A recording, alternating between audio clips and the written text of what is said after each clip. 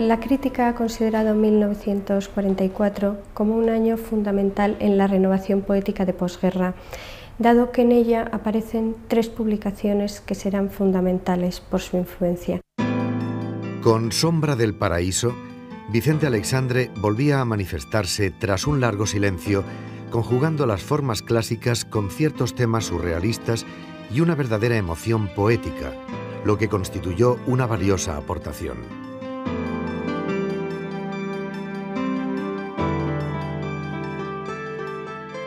En Hijos de la Ira se dan la mano el valor estético y una gran significación histórica.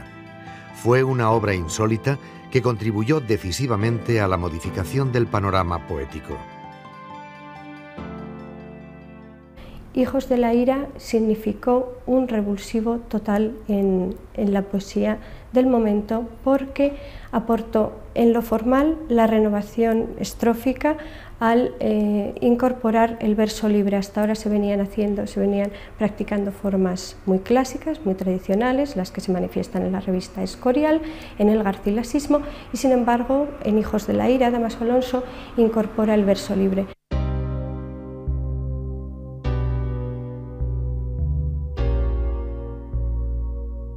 Madrid es una ciudad de más de 1 millón de cadáveres, según las últimas estadísticas. A veces en la noche yo me revuelvo y me incorporo en este nicho en el que hace 45 años que me pudro. Y paso largas horas oyendo gemir al huracán, o ladrar los perros, o fluir blandamente la luz de la luna.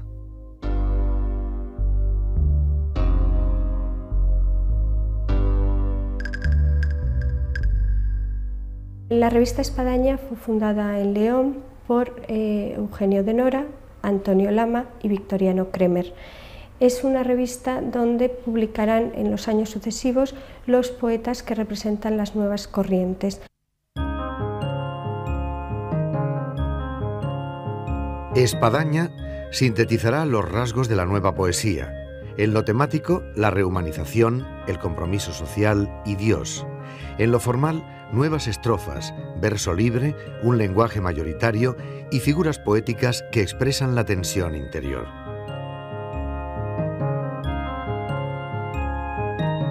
Los nombres que surgen en la década de los 40 se pueden extraer o se pueden clasificar a partir de la que se ha llamado Antología de la Poesía Consultada, realizada por Francisco Ribes y publicada en 1952.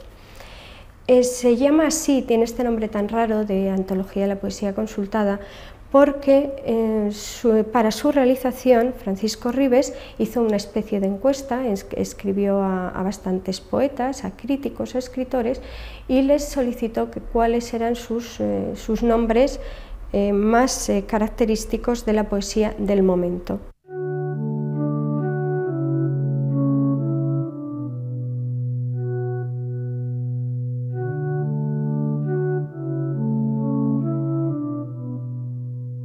Entre estos poetas se pueden distinguir 2 tendencias. Por un lado, la más social, que se aleja del esteticismo y procura una expresión sencilla en función de exponer más claramente su mensaje ético-político de compromiso. Por otro lado, la que se inclina ante el intimismo y, sin prescindir de la realidad, busca profundizar en lo interior a través de ella.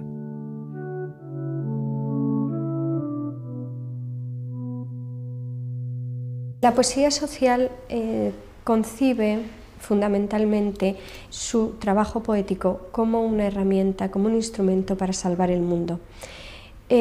Por tanto, debe hablar de aquellos temas que preocupan a la colectividad, que la afectan gravemente, como son la falta de libertad, como son la miseria, la injusticia social. Este aspecto, estos temas de su interés, de su voluntad poética, chocan gravemente con la censura de la época. La censura quiere presentar una España tersa, muy limpia, y por tanto estos poetas que se hallaban al margen del oficial deberán buscarse unas vías de superar esa censura. Por tanto, lo que hacen, procuran disfrazar su discurso poético, unas veces lo consiguen, y eso se verá claramente con Blas de Otero, otras veces no lo consiguen, pero en cualquier caso utilizan unas técnicas o digamos, unos trucos para procurar superar la barrera oficial. Para unos será a través del alejamiento geográfico, por ejemplo, Ángela Figuera habla de los rincones del mundo, otros lo harán a través de utilizando su poesía, hablando desde lo autobiográfico, desde lo personal, pero aún así seguirán apareciendo términos como miedo, muerte, soledad, sombra, oscuridad, angustia, agonía, etc. Esta transformación del mundo se podría sintetizar perfectamente en el verso de Celaya que dice: la poesía es un arma cargada de futuro. Maldigo la poesía concebida como un lujo cultural por los neutrales que lavándose las manos se desentienden y evaden. Maldigo la poesía de quien no toma partido hasta mancharse. Tal vez es mi poesía, poesía herramienta, a la vez que latido de lo unánime y ciego.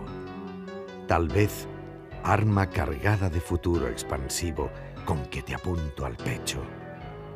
No es una poesía gota a gota pensada, no es un bello producto, no es un fruto perfecto.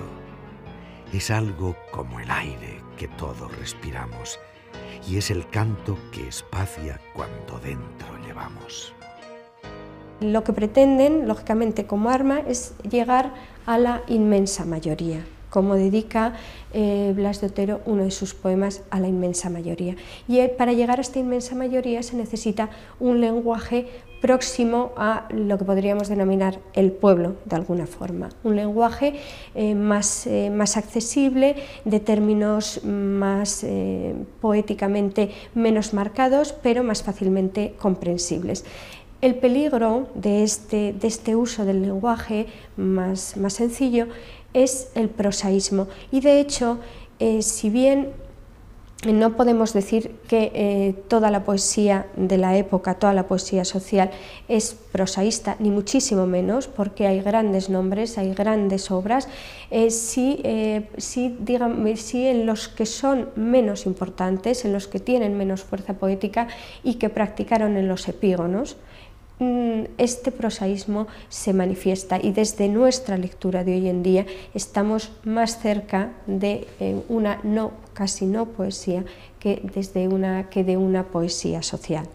Aún así, desde luego hay que reconocer que produjeron grandes obras, grandes nombres, pues como Gabriel Celaya, como Hierro o como el mismo Blas de Otero.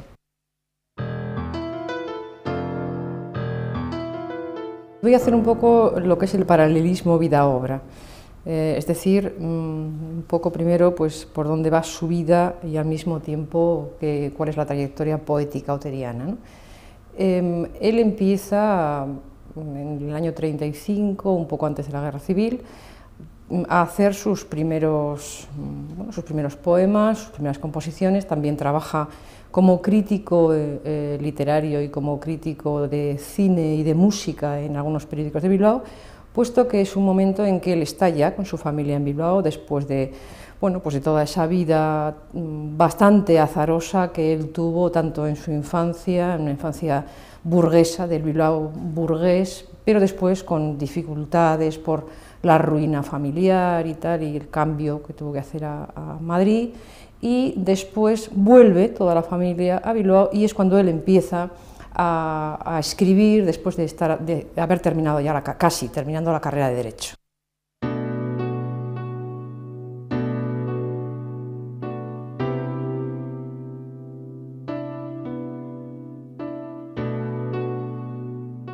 Me mandaron al colegio, primero al de María de Maeztu y luego al de los jesuitas. Mademoiselle Isabel me desató la lengua y poco más. Después vine a Madrid y estudié en la calle de Atocha con jarroncito de porcelana, como todo el mundo sabe. Luego volví a Bilbao y me pasaba el día estudiando Derecho Romano y después Derecho Mercantil. y entre tanto iba leyendo y leyendo, y seguía leyendo por mi cuenta, y me quedaba leyendo.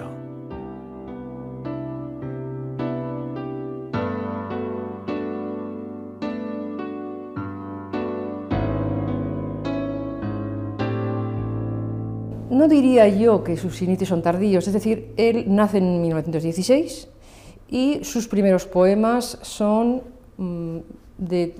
pues cuando tiene 19 años, 20 años ya hay poemas. Lo que es posible que se plasme en libro bastante tardíamente, porque él tiene una importante crisis en los años 44-45, tiene una grave crisis, es un poco lo que se va a llamar la profesión truncada. Él había hecho la carrera de Derecho, tiene que trabajar como asesor fiscal, como asesor jurídico en una empresa, y eso le impide trabajar en la creación, que es realmente lo que él quiere hacer siempre, ¿no? Y esta distorsión terrible entre lo que quiere hacer y lo que debe hacer por tener unas obligaciones familiares, porque tiene a su cargo pues a toda la familia, esto es lo que le va a llevar de alguna forma a tener una grave crisis que le va a durar un año entero.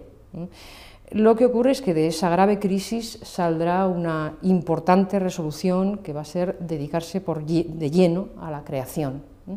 Y entonces va a ser cuando realmente él, primero en el año 45, rompe todos los poemas que tiene anteriores a esa época. Solamente tenemos los que han ido quedando en revistas y tal, son bastantes, pero rompe un gran número de ellos. Pero a partir de ahí, en 2 años, salen 2 libros importantísimos para el momento de posguerra.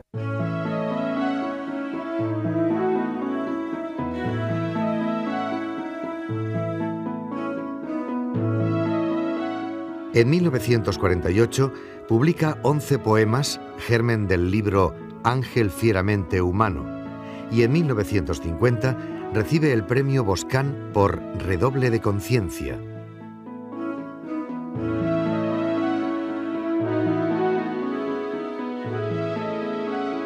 La refundición de ambos, junto con 48 poemas nuevos, será lo que publique en 1958 bajo el título de Ancia. De una forma tan significativa, inicia el comienzo y fin de una etapa. Los primeros libros de Blas de Otero son lo que se ha llamado su etapa existencial y están compuestos por Ángel fieramente humano, Redoble de conciencia y Ancia. Son libros, sobre todo Ángel fieramente humano, el protagonista o los protagonistas son Dios y el poeta, y lo que va a haber aquí es una grave lucha entre Dios y el poeta. Aparecerá ese Dios del Antiguo Testamento, ese Dios del silencio, ese Dios ante el cual el poeta se va a revelar, y es un libro que tuvo muchísima importancia y muchísima repercusión en la posguerra española. Este es un libro que se publica en los años 50, en el año 50, y muy pronto, enseguida, saldrá 2 años más tarde, Redoble de conciencia. Redoble de conciencia seguirá un poco en esa misma línea, pero ya será un libro más solidario que el anterior. Blas de Otero utilizará en estos libros con muchísima fuerza el soneto, es un gran sonetista y lo será hasta el final de su vida y de su creación, y son sonetos muy fuertes, sonetos terribles, con encabalgamientos abruptos, y tuvieron muchísima repercusión en toda esa década de los años 50-60. El tercer libro de la época existencial va a ser Ancia. Ancia es realmente una recopilación de Ángel fieramente humano, Redoble de conciencia, y añade 48 poemas inéditos. Y siguen en esa línea existencial, en esa línea de esa lucha terrible, pero ya se introducen otros temas que van a ser también los temas oterianos, el tema amoroso, el tema del paisaje, el tema de la muerte, que será importante en Blas de Otero.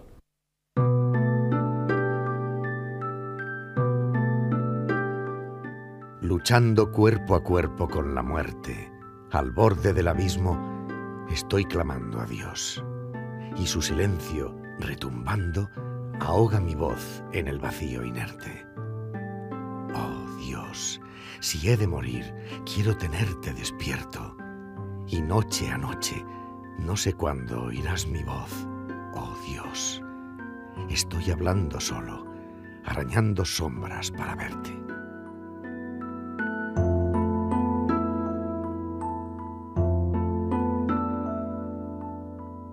Sobre todo ya en los poemas de Ancia se va empezando a notar un cambio importante en Blas de Otero de ese yo terrible, de ese yo poético tan impuesto en sus primeros libros, a ese nosotros, que va a ser el salto que dará en Pido la paz y la palabra, sobre todo en Pido la paz y la palabra.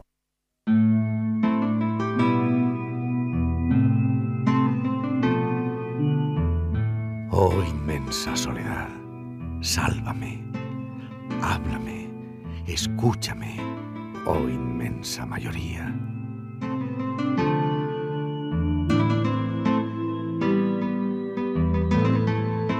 Pido la paz y la palabra es un libro del año 55 y es un libro que tuvo muchos problemas, que después comentaré, un libro que tuvo también muchísima repercusión porque empezaba con él lo que después sería su etapa histórica o su etapa social, lo que se ha llamado la época social. Esta etapa social de Blas de Otero está formada por este primer libro, Pido la paz y la palabra, en castellano, que es el segundo, y que trata de España. Y en este último, que trata de España, el tema realmente importante va a ser esa España, esa geografía española, esas gentes españolas de la España de los primeros 60.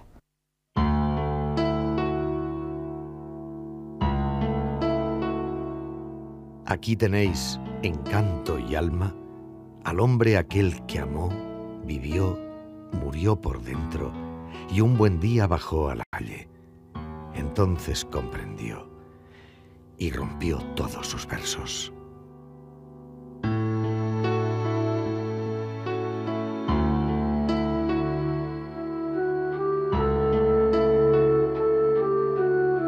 Desde Pido la paz y la palabra, va abandonando las formas clásicas que habían predominado en su poesía, sobre todo el soneto, y toma estrofas y medios de expresión propios de la poesía tradicional. El romance en asonante, los estribillos o el ritmo apoyado en la repetición fónica o conceptual. Desplegará muchos de sus recursos expresivos como la intertextualidad, que consiste en el uso de palabras o citas de otros textos. También añadirá el uso del collage, fundiendo el cuidado por la forma con la profundidad del fondo. Tiene problemas de censura desde siempre, incluso antes de la publicación de Ángel Fieramente Humano. Blas de Otero tenía una costumbre, él sabía el comportamiento de la censura, primero lo conocía y además lo padeció toda su vida hasta el final. Y él solía siempre utilizar determinados poemas, él sacaba algunos poemas que podían tener dificultades con la censura y los daba a algunas revistas importantes para sondear el comportamiento que tendría la censura con esos poemas. Generalmente eso le daba la clave a él. Entonces él ya tuvo problemas con algunos, por ejemplo el soneto Déjame, es un soneto que aparecerá en Ángel Fieramente Humano, y es con el que tuvo ya problemas 2 años antes, 1 año antes, en la revista Espadaña.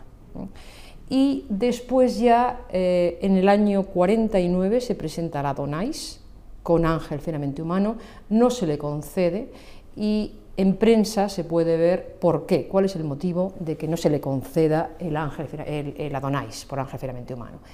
Porque el jurado lo que aduce son motivos de heterodoxia religiosa. Estamos en la España de los primeros 50 y un libro de estas características no puede ver la luz, con lo cual no le dan el Adonais. Pero sobre todo los graves problemas van a ser en los libros de su etapa histórica social, sobre todo en castellano y en Que trata de España. En castellano va a ser un libro que se presenta a censura y se devolverá en el AGA, en el Archivo General de la Administración, se pueden ver los expedientes. Es un libro en castellano es un libro que se le devuelve al poeta, no ha dejado rastro en el archivo, se le devuelve al poeta completamente mutilado. Es decir, hay algunos de los poemas tachados completamente con una aspa roja y se le devolvió a la editorial diciendo denegada la publicación, con lo cual hubo que retirarlo de la editorial española porque era imposible. Fue un libro que después se publicaría en París enseguida y además en edición bilingüe. Voy al fondo dejando bien cuidada la ropa.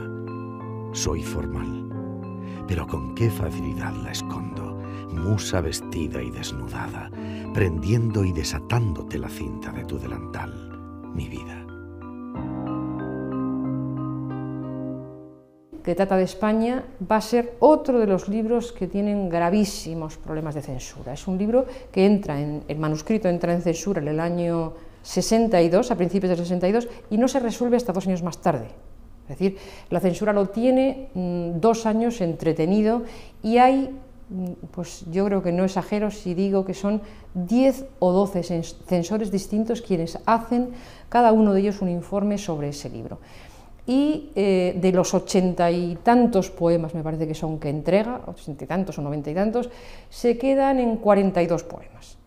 Eso es lo único que le permiten que salga en el país. En 1966 empieza a escribir en La Habana historias fingidas y verdaderas a caballo entre la prosa y la poesía. El título, tomado de El Quijote, acoge textos escritos entre 1949 y 1968, mitad historias en las que trata su propia vida, mitad ensayos, donde recorre diversos temas.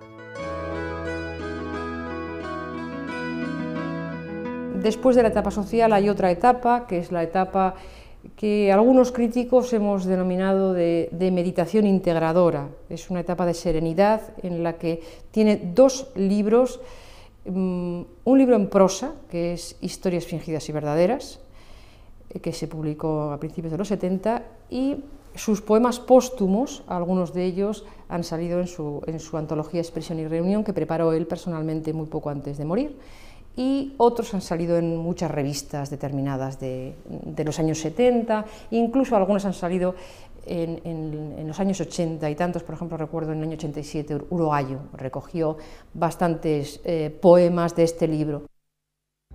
Entre 1968 y el año de su muerte, el poeta va sumando carpetas de escritos donde la prosa parece atraer al verso que se alarga.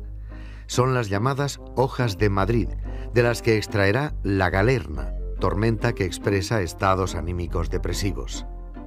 Hojas de Madrid con La Galerna seguramente van a ser 2 obras distintas, porque el material es mucho, aunque en el primer momento se pensó que iba a ser Hojas de Madrid y La Galerna, parece ser que van a ser 2, ¿no? Porque son muchos los poemas que van a integrar cada uno de estos libros. Y son libros bastante distintos y son libros de un gran interés y que además son posiblemente los poemas menos trabajados por la crítica. Hay una gran parte de la obra auteriana, tanto lo que llamamos su primera parte como la segunda, es decir, la existencial y la política, que están, o la social, que están bastante trabajadas. Es decir, la crítica en esos momentos tuvo mucho interés. Fueron además libros que marcaron unas décadas, unos periodos, y que además tiraron, podríamos decir, de otros muchos poetas del país. Y después estos libros que empezaron a publicarse al inicio de los 70 han sido quizá los menos trabajados por la crítica, cuando son libros de un enorme interés. Ahí está quizá ese Otero vanguardista, que lo fue al principio de su obra, pero está muy marcadamente vanguardista en estas últimas obras, tanto en sus prosas, con esa influencia grande que tiene de Rimbaud, como en todos estos poemas que van a formar, que forman ya el cuerpo de Hojas de Madrid con La Galerna. Dejo unas líneas y un papel en blanco. Líneas que quiero quiebren la desesperanza. líneas que quiero despejen la serenidad, líneas que balanceen el reposo, líneas sobrias como el pan, transparentes como el agua. Cuando me lean dentro de 30 años, de 70 años, que estas líneas no arañen los ojos, que colmen las manos de amor, que serenen la mañana. La obra de Blas de Otero, hay veces que, bueno, pues por motivos determinados, él murió cuando se había hecho la transición política española. Él era un hombre que participó mucho de la transición política, porque además tenía un enorme interés por ver qué iba a pasar. Había pasado toda su vida en dictadura y quería saber cómo iba a desarrollarse aquello. Él había luchado toda su vida por la libertad. Y su mayor ilusión era ver que aquello que había soñado por fin empezaba a tener plasmación en un país, en el país que él quería y en el que siempre había vivido, salvo momentos, bueno, pues en los que por causas determinadas tuvo que estar fuera, ¿no? Y bueno, la repercusión de su obra, ahora mismo, yo creo que hay un grupo importante de poetas, y estoy hablando sobre todo de poetas, muchos de ellos enraizados en el País Vasco, que tienen bastante influencia de la obra de Blas de Otero. Y yo diría además que de toda la obra de Blas de Otero, quizá sobre todo de lo que podríamos llamar su obra civil. Estoy pensando, bueno, pues en personas como Jon Juaristi, en poetas que publican y escriben desde hace 10, 12, 15 años y que han recibido ese legado suyo, muchas veces ese léxico bronco de Blas de Otero, también esa estructura métrica tan perfecta y tan trabajada y que era la oteriana, ¿no? Yo creo que sí, que es un poeta que en esta década está teniendo un resurgir mayor, mucho mayor que el que tuvo en la primera década de la transición política. Creo que es ahora realmente cuando empieza a verse mucha presencia oteriana en muchos poetas jóvenes.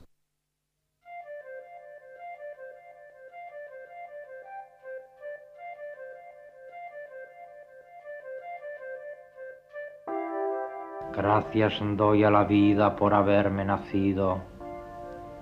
Gracias doy a la vida porque vi los árboles y los ríos y el mar. Gracias en la bonanza y en la procela. Gracias por el camino y por la verdad. Gracias por la contradicción y por la lucha. Gracias por aire y por cárcel. Gracias por el asombro y por la obra. Gracias por morir. Gracias por perdurar.